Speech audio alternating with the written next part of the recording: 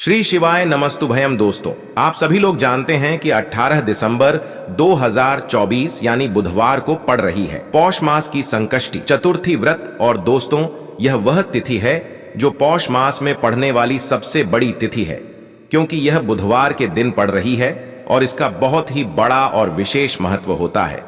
पूज्य गुरु जी ने कहा है कि अगर कभी भी मौका लग जाए और पौष महीने की बुधवार संकष्टी चतुर्थी व्रत को पड़ जाए तो आप लोगों को 5 गेहूं के दाने वाला उपाय तो अवश्य ही करना चाहिए। इन दोनों का संयोग बहुत ही कम आता है।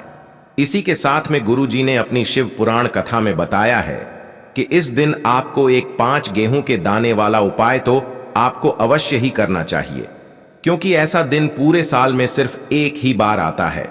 और दोस्तों, आप सभी लोग जानते हो कि बुधवार संकष्टी चतुर्थी व्रत का अगर सबसे बड़ा कोई उपाय है तो वह 5 गेहूं के दाने वाला उपाय है। तो दोस्तों, संकष्टी चतुर्थी व्रत के दिन आप लोगों को इस 5 गेहूं के दाने वाला उपाय को जरूर करना है। बहुत सारे लोग होंगे जिन लोगों ने इस उपाय को ना किया हो, मतलब पूरा साल निकल गया, उन्होंने किसी भी दिन इस 5 गेहूं के दाने वाला उपाय को ना किया हो। पर दोस्तों, आपके पास एक आखिरी मौका बचा हुआ है, जो कि 18 दिसंबर बुधवार संकष्टी चतुर्थी व्रत के दिन है। इस दिन आप लोगों को इस वाले उपाय को जरूर कर लेना है। भले ही आपने पूरे महीने भर इस उपाय को न किया हो, पर अगर आपने इस पौष महीने के बुधवार संकष्टी चतुर्थी व्रत के दिन अगर इस वाले उपाय को कर लिया तो आपको इस उपाय को करने का वह फल मिलेगा जिसकी आपने कभी कल्पना भी नहीं करी होगी। इसीलिए आप लोग इस वाले उपाय को एक बार जरूर कर लेना है, ताकि आप लोगों के हाथ से यह मौका ना जा सके और आपको इस उपाय को करने का फल मिल सके। दोस्तों, यह उपाय पंडित जी ने अपनी अभी की ही श्री शिव महापुराण की कथा में बताया है। जी, इस उपाय को आज हम आपको बहुत अच्छे से समझाने वाले हैं। इस वीडियो को देखने के बाद इस उपाय को समझने के लिए आपको कोई और वीडियो को देखने की जरूरत नहीं पड़ेगी। तो चलिए दोस्तों, उपाय को शुरू करते हैं। देखिए, यह इस पौष महीने के बुधवार संकष्टी चतुर्थी व्रत के दिन यह इतना खास होता है, इतना महत्वपूर्ण होता है, देखा गया है कभी कभी बड़े बड़े पूजा पाठ अनुष्ठान से जो मनोकामना पूर्ण नहीं होते, वह पौष महीने की बुधवार संकष्टी चतुर्थी व्रत के दिन एक छोटे से उपाय करने से ही आपकी मनोकामना पूर्ण हो जाती है। और बहुत सारे लोगों ने इस उपाय को किया भी है और उनको इस उपाय को करने का फल भी जरूर मिला है। अगर आप लोग भी इस उपाय को करना चाहते हैं तो आप इस उपाय को पहले अच्छे से समझ लेना, सुन लेना, उसके बाद करना। आपको इस उपाय का फल जरूर मिलेगा। और इस उपाय को कर लेने से आपके घर में चाहे किसी भी प्रकार की दुख और समस्या क्यों ना चल रही हो, आपको उसका कारण भी नहीं पता है कि भाई यह समस्या किस कारण से चल रही है। उसका कुछ भी कारण हो सकता है, जैसे पितृदोष हो सकता है या किसी भी तरह का मंगल दोष भी हो सकता है। तो इस दिन आप लोगों को यह वाला उपाय कर लेना है। यह एक ऐसा उपाय है जिस उपाय को अगर किसी विशेष दिन पर किया जाए तो भाई उस विशेष दिन का जो है वह तो हमें मिलता ही मिलता है, पर हमने उस दिन पर इस उपाय को किया है तो हमें उससे भी बड़ा फल मिलता है, और फल बहुत जल्दी मिलता है, क्योंकि आप इस उपाय को बहुत ही बड़े और विशेष दिन पर कर रहे हो। तो चलिए अब उपाय के बारे में बात करते हैं, लेकिन उससे पहले आप लोगों को यह जानना आवश्यक है कि आखिर यह उपाय किस समय करना है, किसको करना है और कैसे करना है। तो चलिए हम आगे आपको वीडियो में एक एक करके बता देते हैं। लेकिन उससे पहले अगर आप लोग हमारे चैनल पर पहली बार आए हैं या फिर मेरी आवाज आज पहली बार सुन रहे हैं तो हमारे चैनल को सब्सक्राइब जरूर कर लेना और इस वीडियो को लाइक करके कमेंट बॉक्स में श्री शिवाय नमस्तुभ्यम ओम नम शिवाय जरूर टाइप कर देना।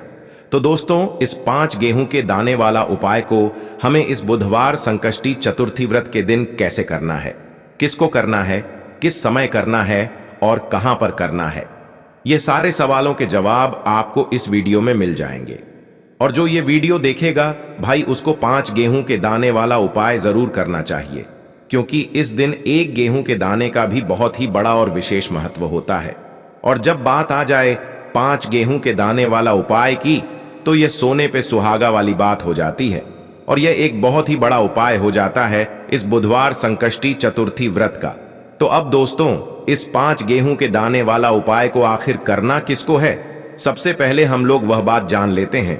तो देखो, घर की जो बड़ी माताएं बहनें होती हैं, उन माताओं बहनों में से कोई भी एक बड़ी माता बहन इस वाले उपाय को कर सकती है।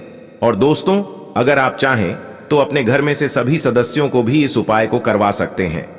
अगर किसी व्यक्ति की खुद की कोई मनोकामना है, खुद की कोई दुख और परेशानी है जो कि वह अपने लिए ही करना चाहता है, इस वाले उपाय को तो वह खुद अपने लिए भी कर सकता है। बाकी अगर कोई घर में से ऐसा है जो कि अपने पूरे घर परिवार की सुख और शांति के लिए यह वाला उपाय करना चाहता है, तो भाई वह भी कर सकता है। उसमें भी कोई दिक्कत वाली बात नहीं है। कहने का मतलब यह है कि इस उपाय को हर एक सदस्य भी कर सकता है और पूरे घर परिवार के सदस्य के लिए घर की बड़ी माताओं बहनों में से कोई एक माता बहन भी कर सकती है। माताएं बहनें अगर घर में उपस्थित ना हो या वह यह वाला उपाय ना कर पा रही हो, तो फिर घर का कोई बड़ा सदस्य भी इस 5 गेहूं के दाने वाला उपाय को कर सकता है, चाहे फिर वह पुरुष ही क्यों ना हो। उसमें कोई भी दिक्कत वाली बात नहीं है। उसके बाद में दोस्तों, जो अगला प्रश्न निकल कर आता है वो यह आता है इस उपाय को लेकर कि आखिर इस उपाय को हमें किस समय करना है, सुबह के समय करना है कि शाम के समय करना है। तो देखो, इस वाले उपाय को आप लोग सुबह के समय भी कर सकते हो और शाम के समय प्रदोष काल में भी कर सकते हो। अब अगर आप पूछो कि भाई सबसे उत्तम समय कौन सा रहेगा इस 5 गेहूं के दाने वाला उपाय को करने का, तो हम आपसे बस यही कहेंगे कि इस उपाय को आप सुबह के समय करेंगे तो ज्यादा बेहतर होगा। बाकी अगर प्रदोष काल शाम के समय भी करेंगे तो भी अच्छा होगा, उसमें कोई भी दिक्कत वाली बात नहीं है। तो अब दोस्तों, जो अगली सबसे बड़ी और महत्वपूर्ण बात आती है वह यह आती है कि सुबह अगर हम उपाय को करेंगे तो हमें कितने बजे से लेकर कितने बजे तक के बीच में करना है, और शाम के समय प्रदोष काल में करेंगे तो हमें कितने बजे से लेकर कितने बजे के बीच में करना है। तो देखो, सुबह जितनी जल्दी हो सके आप उपाय को करने की कोशिश करना। बाकी अगर किसी कारणवश लेट भी हो जाओ, थोड़ी देर भी हो जाए, तो 10 या 11 बजे तक भी आप उपाय कर लेना, पर 12 बजे से ज्यादा देरी ना हो, ठीक है? इस बात का ध्यान रखना। उसके बाद में दोस्तों, अगर शाम के समय प्रदोष काल की बात करें, प्रदोष काल का जो समय होता है वो शाम के 6 बजे से शुरू हो जाता है। मतलब शाम के 6 बजे से लेकर 7 बजे के बीच का जो समय होता है, यह समय प्रदोष काल का समय होता है। तो आप इस उपाय को 7 या 8 बजे के बीच में भी कर सकते हो। मतलब शाम के 6 बजे से रात 8 बजे के बीच में आप कभी भी इस वाले उपाय को कर सकते हो, उसमें कोई भी दिक्कत वाली बात नहीं है। देखिए, पहला जो उपाय है आपको मात्र 5 गेहूं के दानों से करना होगा। आपके बच्चों को जीवन में तेज की प्राप्ति होगी, यानी कि वह जो भी कार्य करेंगे निश्चित ही उसमें उसको सफलता मिलेगी। तो इसीलिए आपको यह 5 गेहूं के दाने वाला उपाय करना है। दूसरा जो उपाय है, यदि आपके बच्चों की मन की जो मनोकामना है, मन की जो इच्छा है, वह कई दिनों से परिपूर्ण नहीं हो पा रही, तो माताओं को एक उपाय करना है जिससे कि उनके मन की हर एक इच्छा परिपूर्ण हो जाए। और तीसरा उपाय बहुत ही खास होने वाला है, क्योंकि यह उपाय माताएं भी कर सकती हैं, साथ ही साथ घर का कोई भी सदस्य कर सकता है। देखिए, यह उपाय विशेषकर धन की प्राप्ति के लिए होने वाला है। भगवान गणेश की कृपा से आपके घर में जीवन में जो भी धन आएगा वह सुख का धन आएगा, यानी कि किसी भी गलत रास्ते से वह धन नहीं आएगा, सुख शांति का वह धन रहेगा। तो देखिए, आज की जो सभी उपाय हैं पूज्य गुरुदेव पंडित प्रदीप जी मिश्रा की कथा के अनुसार ही आपको समझाने का पूरा प्रयास करेंगे, लेकिन उससे पहले वीडियो को लाइक करें। देखिए, पहला उपाय, इस उपाय के लिए आपको मात्र 5 गेहूं के दाने लेने होंगे। सामने स्क्रीन पर आपको दिखाए जा रहे हैं। इसी प्रकार से आपको 5 गेहूं के दाने लेने हैं। इसी के साथ में आपको एक तांबे के पात्र के अंदर शुद्ध जल लेना होगा। अब देखिए, इस प्रकार से यह जो गेहूं के दाने हैं, इन्हें आपको अपने सीधे हाथ में रखने हैं और जल का पात्र आपको अपने दूसरे हाथ में रखना है, और इन दोनों ही सामग्रियों को लेकर के आपको पहुंच जाना है इस संकष्टी चतुर्थी व्रत पर भगवान शिव के मंदिर में। देखिए, यह जो उपाय है आप सुबह से लेकर के शाम तक किसी भी समय में कर सकते हैं, और संकष्टी चतुर्थी व्रत पर आप यह उपाय चंद्रोदय के समय भी कर सकते हैं। तो रात्रि के समय यदि आप यह उपाय नहीं कर सकते हैं तो फिर सुबह से लेकर के शाम तक किसी भी समय में आप यह उपाय कर सकते हैं। तो देखिए दोस्तों, सबसे पहले तो आपके पास जो 5 गेहूं के दाने हैं उनमें से 4 गेहूं के दाने अलग करने हैं, क्योंकि संकष्टी चतुर्थी व्रत है और आपको ध्यान रखना है कि जो 5 ही गेहूं के दाने हैं कहीं से भी टूटे हुए खंडित नहीं होने चाहिए। इस बात का भी आपको ध्यान रखना है। अब देखिए दोस्तों, आपने जो 4 गेहूं के दाने लिए हैं, सबसे पहले तो आपको इन्हें थोड़ा सा गीला करना है, यानी कि थोड़ा सा जल इन पर डालना है और आपको ओम गण गणपते नमः या श्री गणेशाय नमः इस मंत्र का लगातार जाप करते रहना है। अब देखिए, ये जो 4 गेहूं के दाने हैं इन्हें आपको शिवलिंग पर सीधे तरफ जहां गणेश जी का स्थान होता है वहां पर आपको यह 4 गेहूं के दाने समर्पित कर देने हैं। शिवलिंग पर जहां कहीं भी गणेश जी विराजमान होते हैं उसी स्थान पर आपको 4 गेहूं के दाने समर्पित करने हैं। और जब भी आप ये गेहूं के दाने अर्पित करेंगे तब आपको यही प्रार्थना करनी है कि मेरा जो यह बच्चा है यह मेरी बात मानने लगे, यह मेरी बात सुने और इसका जो भी कार्य प्रारंभ नहीं हो पा रहा है वह प्रारंभ हो जाए और इसे अपने हर प्रकार के कार्य में सफलता प्राप्त हो। यह मेहनत बहुत ही अधिक करता है लेकिन इसे पर्याप्त मात्रा में धन की प्राप्ति नहीं हो पा रही है, तो इसकी यह जो मेहनत है यह सफल हो। यह पढ़ता लिखता नहीं है तो इसे बुद्धि ज्ञान और विवेक की प्राप्ति हो। इस प्रकार से कामना करते हुए यह जो 4 गेहूं के दाने हैं इन्हें आपको भगवान गणेश जी वाले स्थान पर अर्पित कर देने हैं। अब देखिए दोस्तों, आपके पास जो एक जल का पात्र है इसमें से थोड़ा सा जल आपको भगवान श्री गणेश जी वाले स्थान पर समर्पित करना है।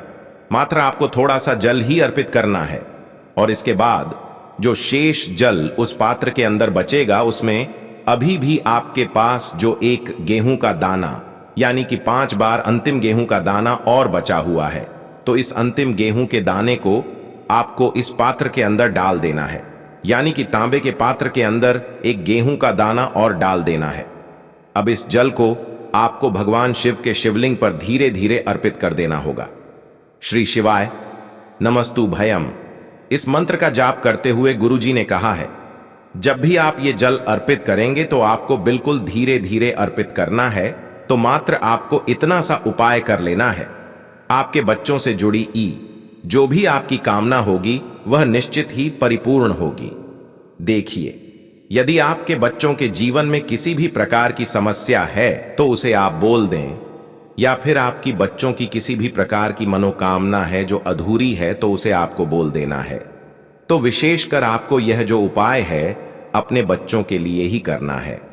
तो इस प्रकार से आपको यह सुंदर सा उपाय इस बुधवार संकष्टी चतुर्थी व्रत पर अवश्य करना है। अब दोस्तों, हम जान लेते हैं गुरुजी द्वारा बताए गए दूसरे उपाय के बारे में। देखिए, इस उपाय को करने के लिए आपको मात्र एक लोटा शुद्ध जल लेना है।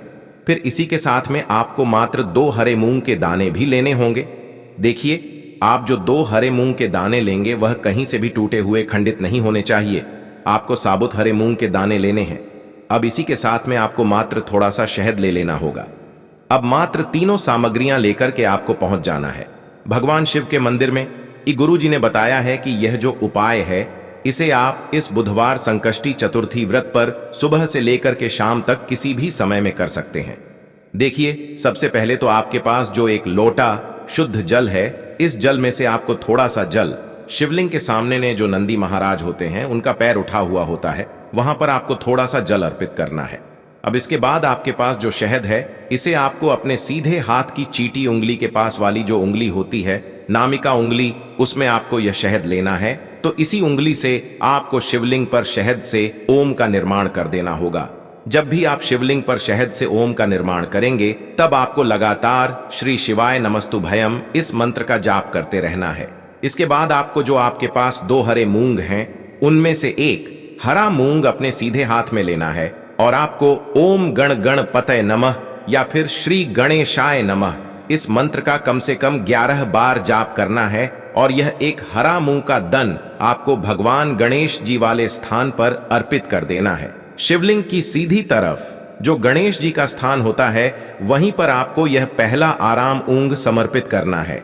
अब देखिए, आपके पास जो एक लोटा शुद्ध जल है इसमें से थोड़ा सा जल सबसे पहले आपको श्री गणेश जी वाले स्थान पर अर्पित करना है, फिर श्री कार्तिकेय जी वाले स्थान पर, फिर माता अशोक सुंदरी वाले स्थान पर, फिर आपको थोड़ा सा जल अंत में माता पार्वती के हस्त कमल यानी कि कटी वाले भाग पर अर्पित कर देना है। अब अंत में आपको उस पात्र के अंदर थोड़ा सा जल और बचा करके रख लेना है, और जो आपके पास दूसरा और अंतिम आराम अंग बचा हुआ है इसे आपको उसी पात्र के अंदर डाल देना है। और यह जो जल है इसे आपको धीरे धीरे शिवलिंग पर अर्पित करते जाना है, और आपको लगातार बुद्धेश्वर महादेव का मन में स्मरण करते रहना है। देखिए, बुधवार की चतुर्थी है, इसीलिए आपको बुद्धेश्वर महादेव का स्मरण करना है। जल अर्पित करने के बाद आपको शिवलिंग के सामने बैठकर महादेव से आपके जीवन में जो भी समस्याएं चल रही हैं उन्हें दूर करने की प्रार्थना कर लेनी है। गुरु जी ने बताया है, बुधवार के दिन या फिर किसी भी गणेश चतुर्थी पर किया गया यह उपाय आपके जीवन से धन धान्य की समस्या को दूर करेगा। और यदि आपके बच्चों में बुद्धि, ज्ञान और विवेक की कमी है तो उनमें भी बहुत ही तेजी से वृद्धि होगी। अब दोस्तों, हम जान लेते हैं गुरुजी द्वारा बताए गए तीसरे विशेष और अंतिम उपाय के बारे में। देखिए, यह जो उपाय है घर का कोई भी सदस्य कर सकता है। तो देखिए, इस उपाय को करने के लिए सबसे पहले तो आपको मात्र 5 दुर्वा घास लेनी होगी, और ये जो आप 5 दुर्वा घास लेंगे इनका आपको एक बंडल तैयार कर लेना है। देखिए, यह उपाय आपको इसीलिए करना है क्योंकि गणेश जी की कृपा से आपके जीवन में दो भी धन आएगा। वह सुख समृद्धि का आएगा, यानी कि किसी भी गलत कार्य से धन आना नहीं चाहिए। इसीलिए आपको यह विशेष उपाय करना चाहिए। देखिए, सबसे पहले तो आपके पास जो 5 दुर्वा घास है इन्हें आपको भगवान शिव के मंदिर में लेकर के पहुंच जाना है। देखिए, ये जो दुर्वा घास है इसे सबसे पहले तो आपको शिवलिंग पर सीधी तरफ जहां गणेश जी का स्थान होता है वहां पर आपको इसे स्पर्श करवा देना है। जब भी आप स्पर्श करेंगे तब आपको प्रार्थना करनी है कि घर में जो भी धन आएगा वह सुख समृद्धि का धन आएगा। घर में जो भी धन आएगा, घर में जो भी धन आएगा वह सतमार्ग का आएगा। ऐसे आपको कामना करनी है। और यह जो दुर्वा घास है इसे आपको पुनः शिवलिंग से उठा लेनी है। अब यह जो दुर्वा घास है इसे आपको सीधे अपने घर लेकर के आना है। अब आपके मुख्य द्वार की जो दहलीज होती है यानी कि जो डहरी होती है वहां पर आपको सबसे पहले तो इस दुर्वा घास को स्पर्श करवाना है। अब इस दुर्वा घास को वहां पर स्पर्श करवाने के बाद इसे आपको जहां कहीं भी आप अपने घर में धन रखते हैं, जहां कहीं भी आपकी तिजोरी है वहां पर आपको इस दुर्वा घास के बंडल को रख देना है। बस आपको इतना सा उपाय करना है। आपके जीवन में इस उपाय को करने के बाद कभी भी धन धान्य की समस्या उत्पन्न नहीं होगी, और जो भी धन आपके जीवन में आएगा वह सुख समृद्धि का आएगा। तो दोस्तों, यह थे पूज्य गुरुजी द्वारा बताए गए कुछ बहुत ही खास उपाय। अगर आपको जानकारी अच्छी लगी हो तो वीडियो लाइक करिएगा। मिलते हैं फिर एक नए वीडियो